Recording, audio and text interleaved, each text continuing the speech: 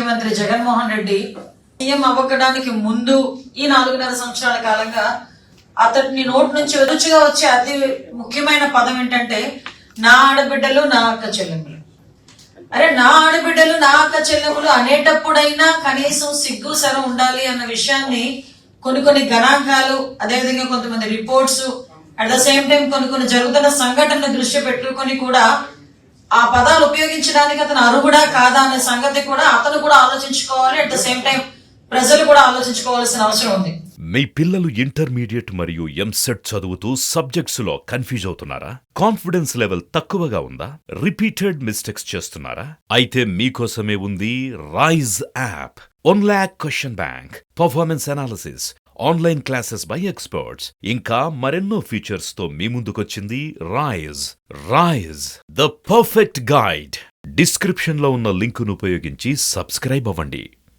ఎందుకంటే సుమారుగా 4.5 సంవత్సరాల కాలంలో దగ్గర 1,48,578 కేసులు మహిళల మీద జరుగుతున్న అఘాయిత్యాల మీద గాని, మహిళలు అవమానిస్తున్న తీరు గాని, మహిళల మీద జరుగుతున్న దాడుల గురించి గాని, మహిళల మీద జరుగుతున్న హత్యల విషయంలో గాని ఈ 4.5 సంవత్సరాల కాలంలో దగ్గర జగన్మోహన్ రెడ్డి అతి ప్రియంగా పిలుచుకునే అక్క చెల్లెమ్మల మీద, ఆడబిడ్డల మీద అతని చేతకానితనం వల్ల, అతని ధనదాహం వల్ల, అతని తాలూకా అంటే దాన్ని ఏమంటారంటే అవగాహన లేమి వల్ల 1,48,578 రికార్డ్ అయిన కేసులు.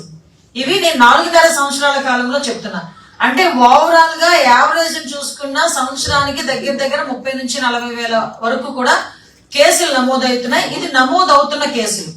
వీటితోని ఇవన్నీ కూడా ఎలా జరుగుతున్న నేపథ్యంలో టాప్ మోస్ట్ పొజిషన్ లో ఏపీ నుంచుతాను అని చెప్పి ఎలక్షన్ ముందు మాట్లాడిన వ్యక్తి మహిళల మీద జరుగుతున్న అఘాయిత్యాల్లో గానీ, మహిళల తాలూకు మిస్సింగ్ విషయంలో గానీ, బాలికల మిస్సింగ్ విషయంలో గానీ నెంబర్ 1, 2 పొజిషన్ లో మాత్రం డెఫినెట్ గా ఉంచే పరిస్థితి ఈ రోజు ఒక సైకో జగన్మోహన్ రెడ్డి రాష్ట్రానికి దాపురించాడు అన్న సంగతి అయితే చాలా క్లియర్ గా చెప్పగలం.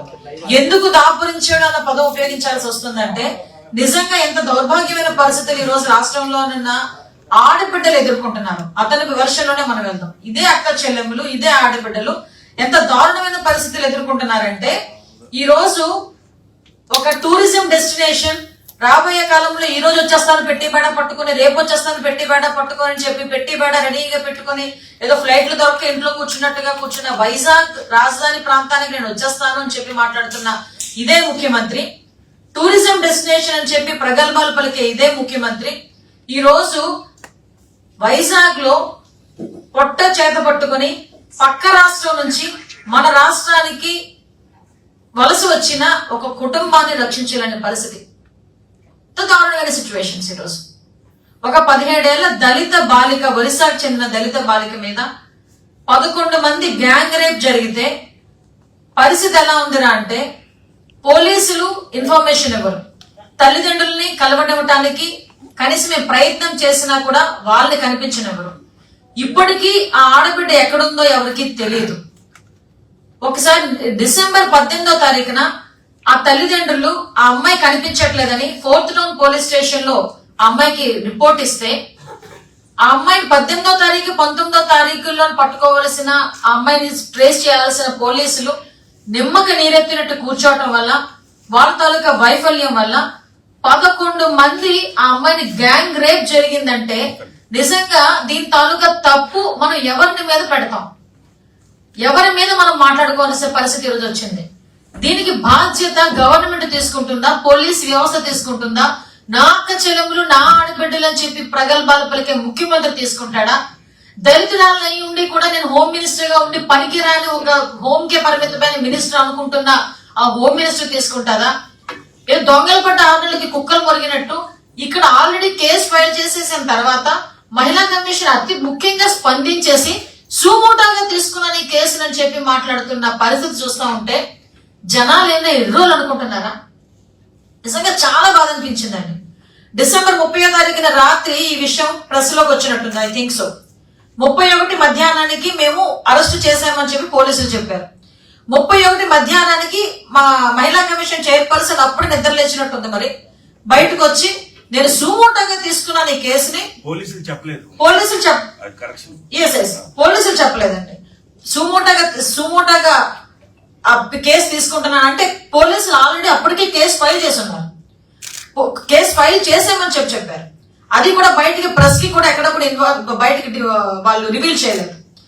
మహిళా కమిషన్ చైర్పర్సన్ మాత్రం బయటకు వచ్చేసిందండి. చెప్పాను కదా, అప్పుడే నిద్రలు వచ్చినట్టు చక్కగా పౌడర్ రాసుకుని బయటకు వచ్చి మేడం గారు చెప్తారు, నేను ఈ ఇష్యూ మీద సుమోటోగా తీసేసుకున్నాను, సుమోటోగా తీసుకుని దీని మీద ఎంక్వైరీ చేయమని నేను సిపికి ఆర్డర్స్ పాస్ చేశాను అనేది. ఎందుకు రాకూడదు? 11 మంది గ్యాంగ్ రేప్ జరిగితే ఒక మహిళా కమిషన్ చైర్పర్సన్ విజయవాడలో కూర్చొని అక్కడి నుంచి ఆర్డర్స్ జారీ చేస్తుందా? సిగ్గుందా కమిషన్ కి? సిగ్గుందా ఆవిడకి? కనీసం ఈ రోజు వరకు వైజాగ్ వచ్చి ఆ కుటుంబాన్ని ఎందుకు పరామర్శించలేదు? ఆ కుటుంబాన్ని తాలూకా నేపథ్యం కానీ కుటుంబ సభ్యులు కానీ ఎందుకు ఈ రోజు వరకు ఎవరిని కలవనివ్వట్లేదు? దళిత హోమ్ మినిస్టర్ మాట్లాడితే దళిత హోమ్ మినిస్టర్ అని చెప్పి చెప్పుకునే హోంకే పరిమితమైన హోమ్ మినిస్టర్ ఇప్పుడు ఎక్కడుందో కూడా ఇప్పుడు ఏదో యాడ్ వేయించాలి, కనబడట్లేదు హోమ్ మినిస్టర్ అని చెప్పి. ఎందుకంటే ఈ మధ్యకాలంలో కనిపించట్లేదు. ఎంత దౌర్భాగ్యం అంటే ఇంకో 3.5 నెలల తర్వాత మీ పదవీ కాలం అయిపోతుందా అని సాధారణంగా ఎవరైనా అనుకుంటారు 5 సంవత్సరాల కాలంలో. వైఎస్ఆర్సీపీ దౌర్భాగ్యం ఏంటంటే ఈ టికెట్లు మార్చేసరికి 3.5 సంవత్సరాల ముందే వీళ్ళకి పదవీ కాలం అయిపోయినట్టు ఇంట్లో కూర్చుంటున్నారు. దళిత హోమ్ మినిస్టర్ ఈ రోజు ఒక దళితురాలు పక్క రాష్ట్రానికి సంబంధించిన వ్యక్తి అమ్మాయి చిన్న పిల్ల 11 మంది కలిపి రేప్ చేస్తే ఆ అమ్మాయి గ్యాంగ్ రేప్ జరిగితే ఈ రోజు వరకు దాని గురించి ఆవిడ ఒక స్టేట్మెంట్ ఇవ్వలే. వచ్చి కలవటం అనేది పక్కన పెట్టండి, బయటకు వచ్చి ఒక స్టేట్మెంట్ దీని గురించి ఇవ్వలే. ఆ హోమ్ మినిస్టర్ గురించి పక్కన పెట్టండి. ఎందుకు పోలీస్ డిపార్ట్మెంట్ వాళ్ళు కూడా ఈ విషయాన్ని గోప్యంగా ఉంచుతున్నారు? ఇందులో మాకు చాలా అనుమానాలు వస్తున్నాయి. అసలు ప్రెస్ వాళ్ళందరూ కూడా పోర్ట్రెంట్ పోలీస్ స్టేషన్ కి వెళ్తే కనీసం ప్రెస్ ని కూడా అలౌ చేయలేదు లోపలికి. నిజంగా నేనేమంటానంటే ఒక ఆడబిడ్డ మీద దళిత బాలిక మీద 17 సంవత్సరాల దళిత బాలిక మీద అత్యాచారం జరిగి 11 మంది అత్యాచారం జరిపితే ఆ నిందితుల్ని ఎందుకు ఈ రోజు వరకు ఆ నిందితుల్ని పెట్టుకుని ఎందుకు ఈ రోజు వరకు ఒక ప్రెస్ మీట్ పెట్టలేకపోయారు సిపి గారు? ఒకసారి దీని అందరికీ సమాధానం చెప్పాలి. ఇప్పుడు ఆడబిడ్డ ఎక్కడుంది? నిన్నే మా మహిళా అధ్యక్షురాలు ఆ డిఎస్పీ గారికి ఫోన్ చేస్తే హాస్పిటల్లో ఉంది అన్నారు. మేము హాస్పిటల్లోకి వెళ్ళి అమ్మాయిని పరామర్శించడానికి రెడీ చేస్తే హాస్పిటల్ నుంచి డిశ్చార్జ్ చేసింది అన్నారు. అంటే ఎందుకు గోప్యత ఉంచుతున్నారు? ఈ ఒక్క కేసే కాదండి, మేము ఈ ఒక్క కేసు గురించి మాట్లాడడానికి కాదు. ఈ రోజు మొన్నే డీసీపీ గారు బయటకు వచ్చి ఎన్ని అబద్ధాలు చెప్పాడంటే ఆయన ఒక ఐపీఎస్ ఆఫీసర్, ఒక సీనియర్ ఐపీఎస్ ఆఫీసర్ ఒక ప్రెస్ ముందు కూర్చొని ఎందుకు తప్పుడు లెక్కలు ఇవ్వాల్సిన అవసరమే వచ్చింది? అరే మీకు అర్థం కావట్లే, 4.5 సంవత్సరాల కాలంగా ఆడపిల్లల మీద జరుగుతున్న అఘాయిత్యాలు మీ గొయ్యి మీరే తవ్వుకున్నారు. ఈ రోజు వచ్చేసి ఒక తట్ట మట్టేసేస్తే మీకు పూడ్చిపోతుంది అనుకుని మాత్రం అదొక మీ తాలూకా తెలివి తక్కువతనానికి ఒక నిదర్శనం. నేషనల్ క్రైమ్ రిపోర్ట్ ప్రకారం కూడా చూసుకుంటే మీకు ఓన్లీ 2022లోనే 25,000 నేరాలు జరిగినాయి, 25,503. ఇది కూడా రాజ్యసభలోని పార్లమెంట్ సాక్షిగా రాజ్యసభలో వీళ్ళ సభ్యులు అడిగిన క్వశ్చన్ కి సమాధానంగా ఇచ్చిన లెక్కలు ఇవన్నీ కూడా. నేను ఇందాకే చెప్పాను, దగ్గర జగన్ మోహన్ రెడ్డి అధికారంలోకి వచ్చిన దగ్గర నుంచి మహిళల మీద 148,578 నేరాలు నమోదైంది. ఇవి రికార్డు కాని ఎన్నున్నాయో అదొకటి ఆలోచించండి. దీంట్లోని ఈ మహిళల మీద జరుగుతున్న నేరాలు నమోదైన కేసుల్లో దేశంలోనే నెంబర్ 3 పొజిషన్ లో ఉంది. నేను ఇదే మాట నెంబర్ 3 పొజిషన్ లో అన్నాను అనుకోండి, వస్తారండి మేధావులందరూ మేము 1-2 పొజిషన్ లో లేం కదా అని మాట్లాడతారు. వాళ్ళ తెలివితేటలు ఎలా ఉంటాయంటే బుర్రలోంచి మోకాల నుంచి అరికాల్లో కూడా జారిపోతుంటాయి ఒక్కొక్కసారి.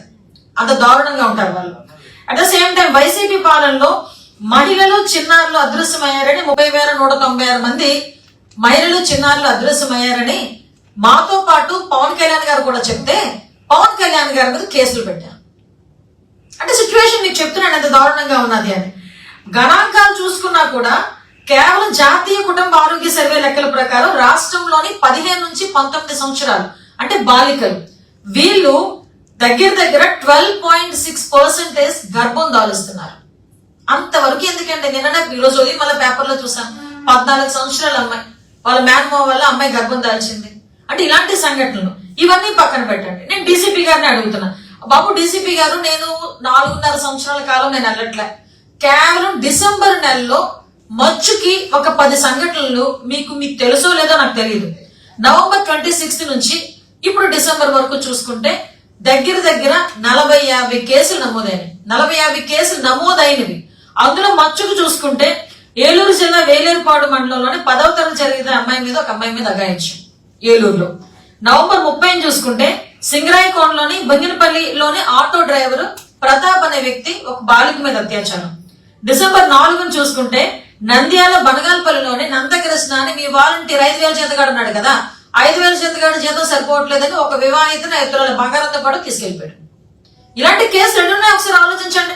కర్లపాలెంలోని వైసీపీకి చెందిన లక్కర్రావు అనే వ్యక్తి అత్యాచార ఘటన. డిసెంబర్ 13 8వ తరగతి చదువుతున్న అమ్మాయిని ప్రేరేపించకపోతే చంపేస్తానని అఖిల్ అనే కుర్రాడు బెదిరించడం, అది కూడా ఏలూరు జిల్లాలో. డిసెంబర్ 27 మన హుకుంపేటలో డుమ్రిగూడలో ఒక రేప్. డిసెంబర్ 26 ఈస్ట్ గోదావరిలో రంగంపేటలోని వైసీపీకి చెందిన ఒక వ్యక్తి వైసీపీకి ఓటేయలేదని చెప్పి ఒక వృద్ధురాలి మీద అఘాయిత్యం. డిసెంబర్ 28 ప్రకాశం డిస్ట్రిక్ట్ లో మార్కాపురంలోని రైల్వే స్టేషన్ పరిధిలో ఒక ముసలామె మీద సామూహిక అత్యాచారం. డిసెంబర్ 16 నంద్యాల జిల్లా నందికొట్కూరులో హౌసింగ్ బోర్డ్ లోని రుక్సానా అనే అమ్మాయి మీద మహిళ మీద కత్తితో దాడి. అంటే నేను జస్ట్ మీకు ఎగ్జాంపుల్స్ చెప్తున్న ఇష్యూస్ ఇవన్నీ కూడా రికార్డెడ్.